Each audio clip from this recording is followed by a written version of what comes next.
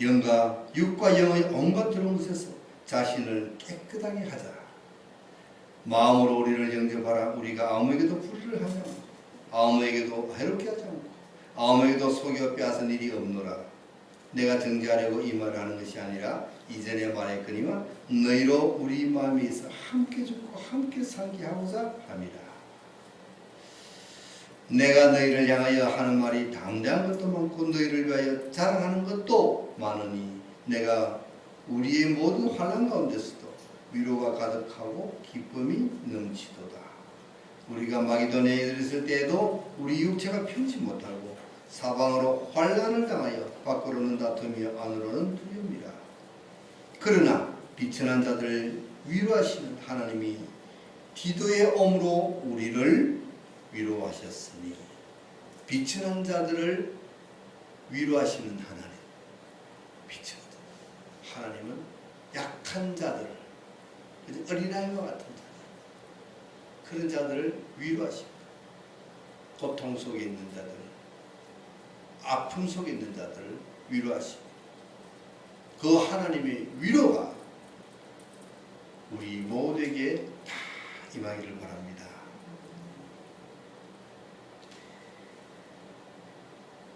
저의 온 것뿐 아니요 디도가 온 것도 우리의 위로가 되지만 디도가 너희에게 받은 그 위로로 위로하고 디도가 너희들로부터 위로를 받았다는 것 자체가 또 우리에게 위로가 되고 너희의 사모함과 애통함과 나를 위하여 열심히 있는 것을 우리에게 구함으로 디도가 그렇게 너희들의 마음을 우리에게 전해주었어.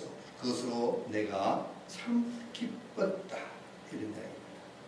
그러므로 내가 편지로 너희를 근심한 것을 후회했으나 이것은 무슨 이야기냐면 앞에 편지를 한번 썼는데 그 편지에 좀 사도 바울이 고린도 교인들에게 좀 뭐라 그럴까 책망하는 아주 심한 그런 이제 편지를 썼어요. 그래서 그 편지를 받은 고린도 교인들이 좀 마음에 상처를 입었다 그럴까 아픔이 있었단 말이죠. 그것으로 인해서 이제 바울도 그런 편지를 보내놓고는 때로는 조금 마음에 편치를 안 했다는 거죠. 너희를 거짓말한 것은 후회했다. 그러나 지금은 후회하지 않는다. 왜? 그 편지가 너희들이 잠시 근심하게 된다. 그 편지가 너희들로 인하여 하도 절망 속에 빠뜨린 것이 아니라 잠시만 근심하게 했다. 내가 지금 기뻐한다. 그래서 내가 기뻐하는데 그것은 뭐냐면 너희가 근심하게 한 것이 아니라 도리어 너희가 그 편지로 인해서 상심하게 됐는데 그 편지로 인한 상심이 오히려 하나님 앞에 회개하는 계기가 된다 했어요. 사도 바울로부터 어떤 질책의 책망을 편지를 받고 조금이라도 마음의 상처를 받았지만 그 상처 뒤에는 회개하는 그런 마음이 생기더라 이거죠. 그래서 상처보다도 그 회개를 할 수 있었다는 것 자체가 오히려 기쁜 것이 아니냐 그런 이야기를 합니다. 너희가 하나님의 뜻대로 근심하게 된 것이다. 하나님의 뜻대로 근심하게 된 것이다. 우리에게서 아무 해도 받지 않게 하려 합니다. 하나님의 뜻대로 하는 근심은 후회할 것이 없는 구원에 이르게 하는 회개를 이루는 것이다. 하나님의 뜻대로 하는 근심. 우리가 근심을 해도 하나님의 뜻대로 근심한다는 거죠. 그것은 뭐냐면 하나님의 뜻대로 근심한다는 것은 하나님이 우리로 하여금 근심하게 상심하게 그렇게 만들어 주셨다. 하나님이. 왜? 그를 통해서 우리가 못하게 하려고 하나님 앞에 우리의 잘못을 회개하게 하려고. 그래서 우리가 근심을 해도 상심을 해도 하나님의 뜻대로 하는 그런 근심, 그런 것이 우리에게는 유익이라는 것이죠. 하나님의 뜻대로 하는 근심은 우리가 회개를 하지만 세상의 근심은 우리로 하여금 사망에 이르게 한다. 그러니까 우리가 근심을 해도 세상적인 근심을 하지 말고 근심을 해도 하나님의 일로 근심하게 하라는 겁니다. 세상 일은 근심해도 아무 소용이 없습니다. 세상 일은 근심하면 근심할수록 우리가 더 아파지고 우리의 뼈가 더 녹아집니다. 예수님은 그러시죠. 너희가 근심함으로 너희 길을 한자는 듯 자라게 할 수 있느냐? 근심해도 아무 소용이 없어요. 세상의 근심은 오히려 우리를 절망의 속에 빠뜨리고 우리를 무력하게 만들고 우리를 병들게 합니다. 세상의 근심. 그러나 하나님의 뜻대로 하는 근심은 우리로 하여금 하나님 앞에 회개하고 새 사람으로 변화되는 그런 근심이기 때문에 그것은 오히려 더 우리에게 유익이라는 그런 말을 하고 있어요.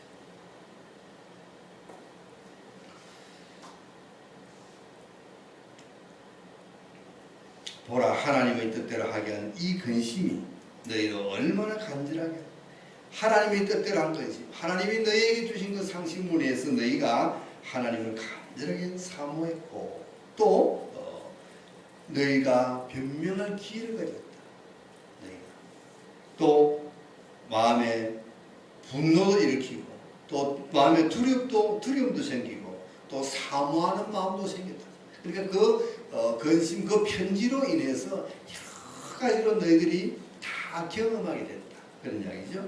사모하며 얼마나 열심히 있게, 또 너희들이 그로 말미암아서 열심을 가지게 됐고 벌하게 되었고 너희가 저희에 대하여 일절 자신의 깨끗함을 나타냈다. 그 편지로 인해서 근심을 했지만 그 근심이 너희로 인하여 회개하게 했고 그 회개로 말미암아서 너희는 이제 깨끗함을 너희가 증명할 수 있었으니까 얼마나 좋으냐, 그런 이야기를 합니다. 그래서 우리가 근심을 해도 하나님의 뜻대로 하는 근심을 해요. 뜻대로 하는 것이. 우리의 삶 속에는 하나님의 역사하시고 하나님의 간섭하는 손길이 끊임없이 다가오고 있어요. 지금도 저와 여러분에게는 뭔가 지금 하나님이 늘 뭔가 한 가지 붙들고 있는 부분들이 있을 겁니다. 그래서 그걸로 인하여 아픔이 올 수도 있고 근심이 될 수도 있고 그걸로 인하여 위로가 될 수도 있고 그래요.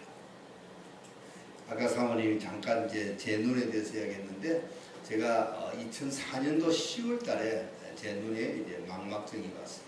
당뇨병 그 합병증으로 망막증이라고 해요. 망막증, 증자가 붙는 병은 고치지 못하는 병입니다. 증자가 망막증이라면은 원인도 잘 모르고 치료 방법도 없고 하는 데는 전부 증자가 붙어요.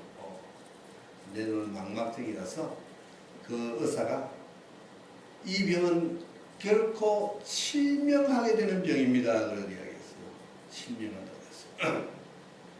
그래가지고 2005년도 하반기에 가서 오른쪽 눈이 진짜 실명되었어요. 그리고 왼쪽 눈도 점점 나빠졌어요. 그 길로 갔다면은, 계속 갔다면은 아마 지금 제가 여러분들을 보고 있지 못할 거예요. 점점 더 어두워지고 바로 앞에 1m 앞에 또 제가 보지를 못했어요. 1m 앞을 보지 못했어요. 그런데 하나님이 붙들어 주셨어요. 하나님이 붙들어 주셨어요. 가만히 있었으면은 실명됐죠. 완전히 실명됐습니다. 그런데 하나님이 붙들어 주시고 조금씩 회복시켜 주셨어요. 그래서 지금은 이제 조금 거리가 있어도 이제 얼굴을 이제 가릴 수 있어요. 저는 전부 다 요 앞에 가지고 인사했잖아요. 앞에 1m 앞에 가지고 인사했잖아요. 내가 못 알아보니까. 그래서 지금 이제 정기적으로 검진을 받는데 이쪽 눈에 망막을 하나가 땡기고 있어요. 이것이 심하게 땡기면은 망막이 떨어져서 실명됩니다. 둘이 하나가 망막을 계속 긴장하고 땡기고 있어요. 이것이 조금 느슨하면은 조금 좋아질 것이고, 더 땡기면은 떨어져 버려서 실명하는 그런 아주 긴장되어 있는 상태가 지금 눈이에요. 그런데 이것이 몇 년 가도 그대로 변하지 않고 있습니다. 그대로 조금도 변하지 않고 그대로 있어요. 이것이 바로 하나님의 손길이라고 저는 믿습니다. 하나님의 손길이 다 붙들고 있는 거예요. 하나님이 놓으면 큰일 나죠. 하나님이 놓아버리면 어떤 실명됩니다. 그래서 하나님이 가시를 주고 제가 하나님을 떠나지 않고 하나님을 붙들고 기도하도록 하나님이 나를 지금 붙들고 있는 거야. 여러분들 삶 속에서도 뭔가 하나님이 그러한 손길이 있을 겁니다. 사도 바울도 분명히 뭐라고는 말하지 않았지만 자기에게도 그런 고통이 있습니다. 안질이 나쁘다 아니면 간질병이다 이런 학자들 간이 무슨 의견이 있지만 분명히 무슨 병인지 모르지만 하나님께서 자기 몸에 가시를 주러 가죠. 자고하지 않게 하고 있어요. 자고하지. 교만해지고 높아지려고 하지 않고 겸손하고 낮아지게 하려고 하나님께서 사도 바울에게 가시를 주었다. 하나님은 저에게도 그런 가시를 주었다. 우리 모두에게 하나님은 다 그런 가시를 주어가지고 우리로 하여금 하나님을 붙들고 하나님 앞에 기도하게 하고 하나님을 의지하며 살아가라고 지금도 우리를 붙들고 있습니다. 그 손길입니다. 손길. 그것이 어찌 생각하면 나쁜 것 같아요. 그러나 그것이 하나님의 사랑의 손길임을 우리가 깨달아야 합니다.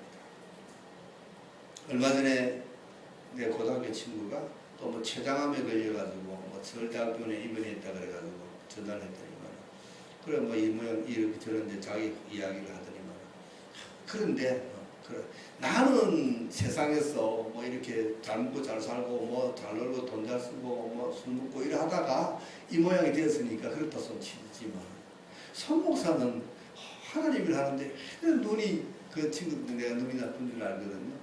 왜 눈이 그렇게 안 좋아가지고 고통을 받고 있느냐고 안타까워 하더라고요.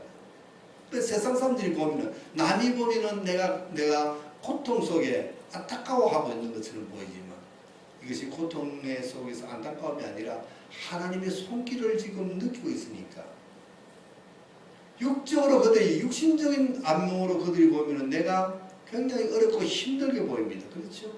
그러나 영적으로 보면은 하나님의 손길이 닿고 있다는 거죠. 하나님이 함께하고 그것이 영적으로 볼 때는 얼마나 것이 복입니다.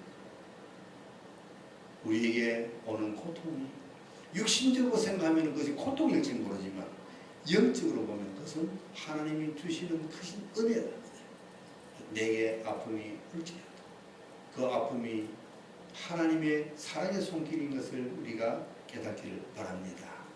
그래서 하나님이 나를 붙들고 계시고 하나님이 지금도 나를 어루만져 주고 계시고 혹시 내가 하나님을 떠나서 하나님을 버리고 멀리 갈까봐 하나님이 나를 붙들고 계시는 사랑의 손길이라는 것을 기억하시고 감사하며 이기며 살아가시는 여러분 되시기를 주님 이름으로 축복합니다. 자, 우리 찬양 한 장 부르고 우리 기도하도록 하겠습니다.